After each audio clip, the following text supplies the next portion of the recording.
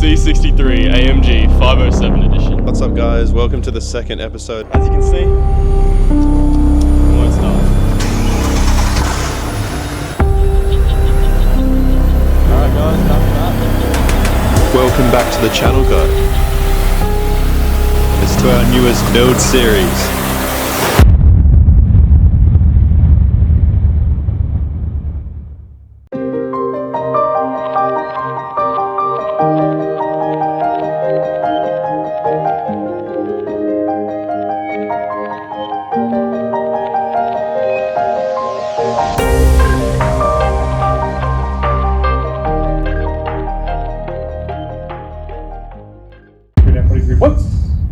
Once and sword of God.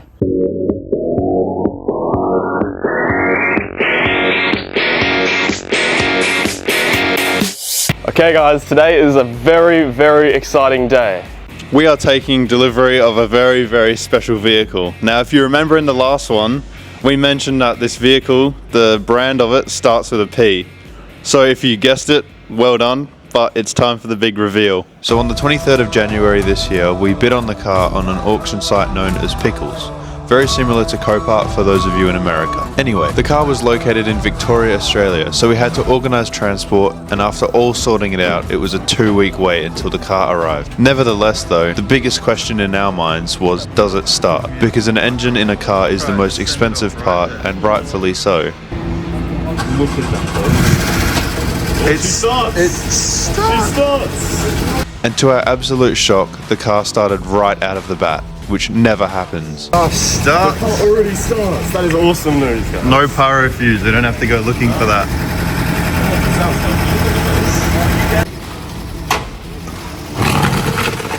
Oh, the bumper's already damaged. It's just what you want to hear.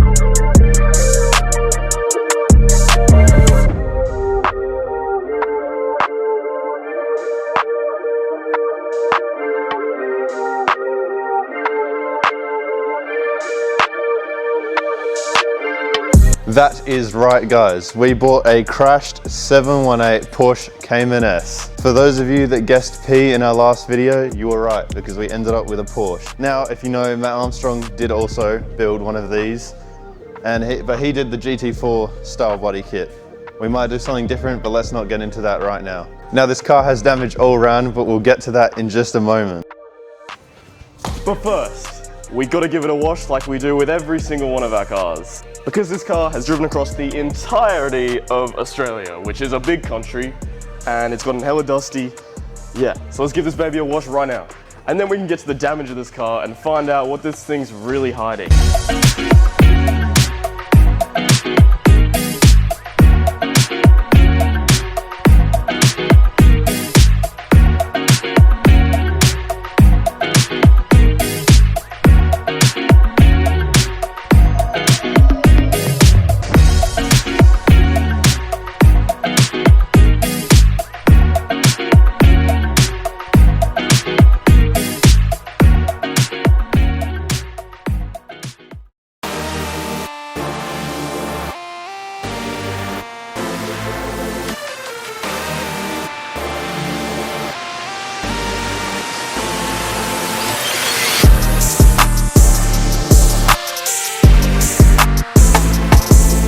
And with the car looking, well, as good as it can be, it's time to get into what's actually wrong with this thing. Okay guys, so now that you've heard a little bit about this car, we're going to show you a little bit about our one specifically, because it's not like others. It's pretty messed up. So, let's go over everything that is wrong with this car and explain how we got it for such a good price and the reasons why it's such a good price, which may not be good things, but at least it was a good price. Firstly, very obvious. We have the front bumper, it's taken a hit. Bonnet appears to be completely fine, which is a huge positive. Both headlights are completely fine, which is another big positive. An issue is we also have noticed if you come on in here, the tub is kinked inwards and it's kinked, you can see down there, it's kinked this way. It's been kinked that way, if you can tell on the camera there. DRLs look to be completely fine, I think. Maybe on this side, a bit of the bracket's damaged. What do you think? Good? Somehow.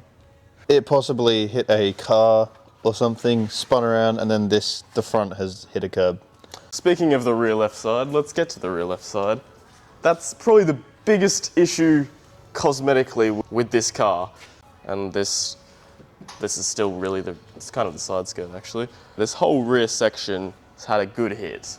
But the good thing, we think, is that it's more the outer structure than the inner structure. So this may actually be able to be repaired, which is what we're hoping, because that'll decrease the cost a lot. So as well as the outer and the inner structure being A-OK and the outer structure being a bit better or worse for wear, we also have this side skirt. Now with these Porsches, essentially this side skirt, it doesn't just run along that bottom. As you can see, it's a body line that comes all the way up and around the vent.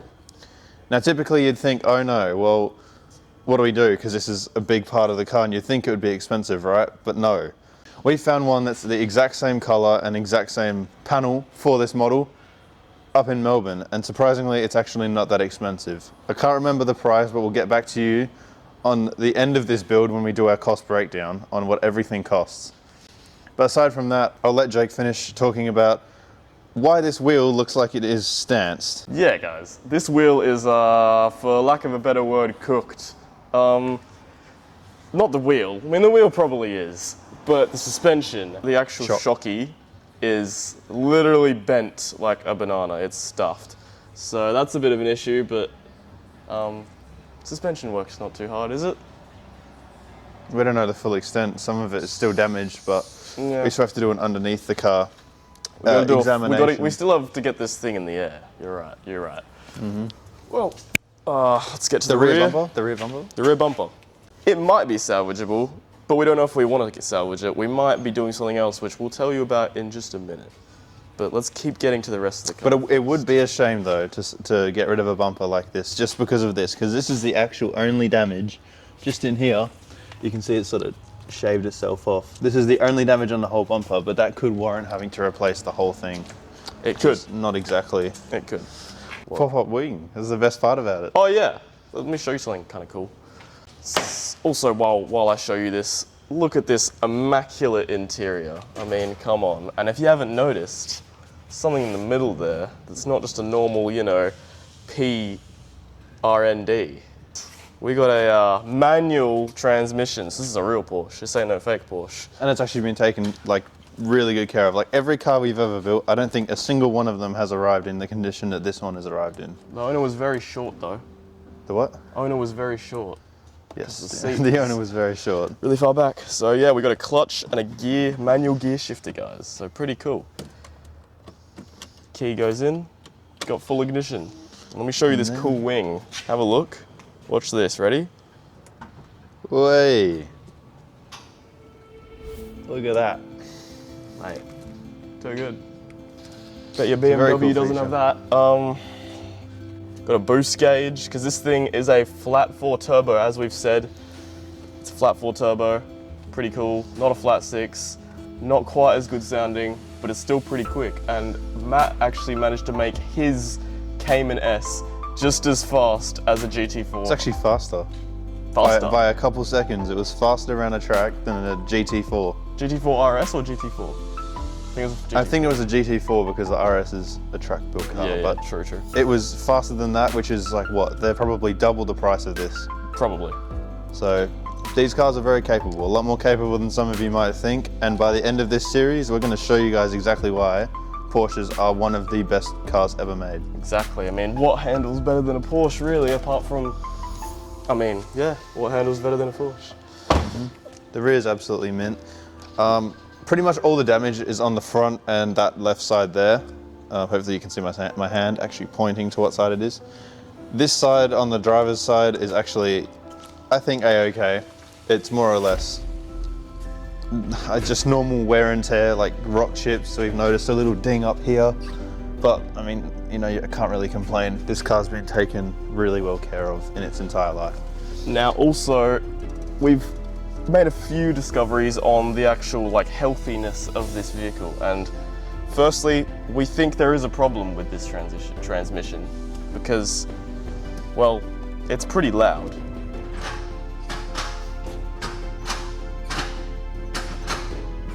So that's me going through all 6 gears, and she's pretty loud. Also, when you put it in first gear, it lets you roll this thing around wherever you want, so we don't really know if the gears are actually engaging, which is annoying. But that could just be a drive shaft, because this thing has been laterally hit inwards, and drive shafts don't like that. Nor do transmissions though, so transmissions could be cooked. Yes, the transmission does. We might, in the editing software, slow down the audio so you can hear it better, but essentially, when we shift gears, like Jake is about, yep, you can hear it has like a sort of grindy noise with a clank after it, which sort of sounds like it's pulling or rubbing on something, or something is not going in as straight as it should. And transmissions don't like that. So essentially, we're gonna have to look deeper into that. But these cars, unfortunately, are actually harder than others to work on because it's a mid-engine. So if you just pop this pretty much, right, on a normal car like the C63 over there, that by the time you're seeing this, should most likely be together. But this gives you a bit of time of events of how we plan things. But essentially, with a C63 like that, it's a front engine. Look how easy that is to work. It's all there, all in front of you. With a car like a Porsche, I would say it's for the most part not made to be worked on. Yeah. And if it is, it's got to be done by Porsche technicians. But nevertheless, as you can see, oh, where's the engine? It's under all of this carpet and stuff. Those pesky Germans. Because I'm not going to tear apart this whole interior just yet, because you guys are going to have to stay tuned for that, I will show you just to prove to you, the engine is in fact under here. That is where you put oil, and then on this side is where you put coolant. So yeah, we have to, if pretty much the thing with the engine, right, we'll start it in just a sec. Along with that transmission issue where it sounds like the drive shaft may be disconnected due to the fact that if you put it in gear, it still rolls like it's in neutral. The engine is very loud. When you start the engine, it's very like ticky, bangy. It's like, it's an upset mode, I'll put it that way. It sounds like it's not running right, almost like the donor of the C63 if you've watched that video. If you haven't, go watch it. It's very lumpy, but that could also be the lifters, because Yes. after we let it warm up a bit, gave it a few light revs, it went away and it started running smoothly, which points towards lifters, because obviously when the car just sits there, it drains out the lifters and they become all dry and not happy. Good. Not happy. So we're thinking it's that, and if we were to change the lifters, as per Christian was just saying, that's, with this car, pretty much an engine out job. So this car could turn into something we don't want, which is the 507 AMG all over again. That wasn't engine out. It was a big job. It was a big job. So we're hoping that it doesn't lead to that. But yeah, that is pretty much the whole premise of this car and everything that we have discovered or think so far. Here we go, the cold start of the Porsche. All right, I'm starting it. Yep.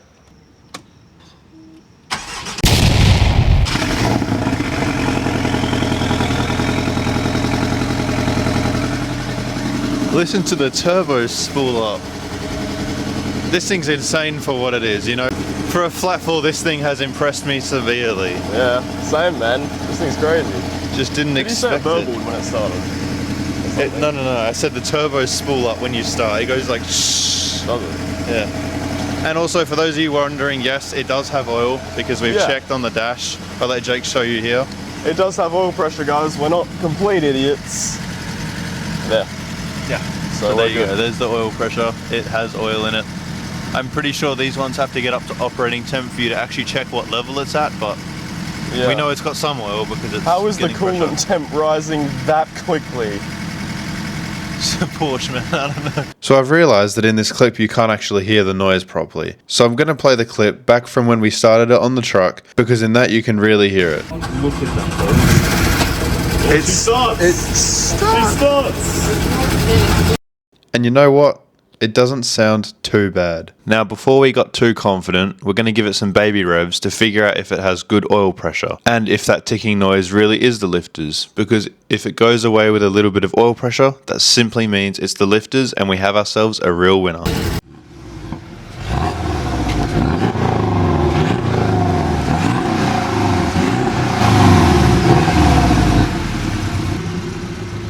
And there you go, oil pressure. So it does have oil in it.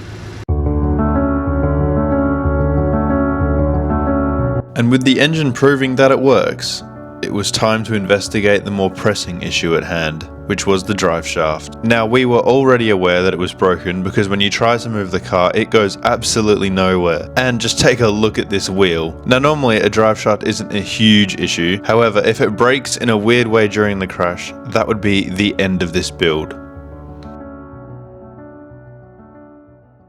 First though, you need to understand how a drive shaft works. Essentially, it works like a key. There's notches on each side. One side fits into the transmission by slotting in, and the same on the other side, it slots into the wheel hub. This allows it to put power to the wheels and move the car. Now that's all good and well, but the issue arises if the drive shaft is to get impacted inwards really hard, because that would impact the transmission directly, meaning we would need a new transmission, which I'm sure you can imagine is not cheap whatsoever. Yeah.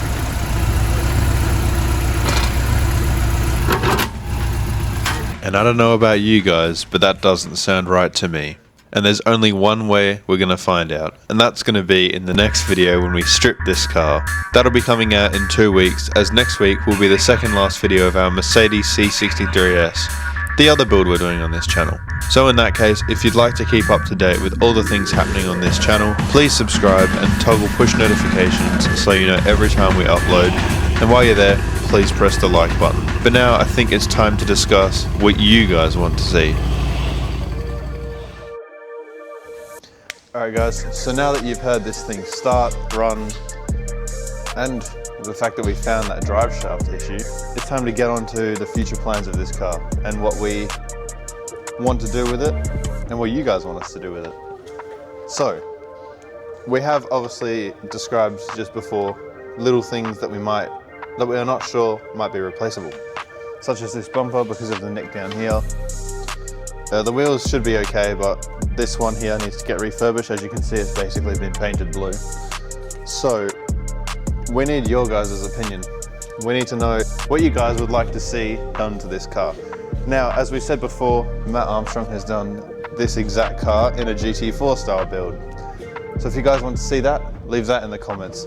If you want us to do something else, like some sort of aftermarket kit, or I don't know, I feel like GT4 is probably the best bet because it's, you know, we may be building Matt Armstrong's pretty much exact build, but maybe one-upping him and doing something more to the engine, because we want to get a bigger turbo, full exhaust, all of that fun stuff. Yeah, we're thinking maybe some sort of exhaust, maybe a titanium exhaust could be cool. Full titanium, yeah. Or some sort of hybrid turbo to push this thing to about 500 maybe.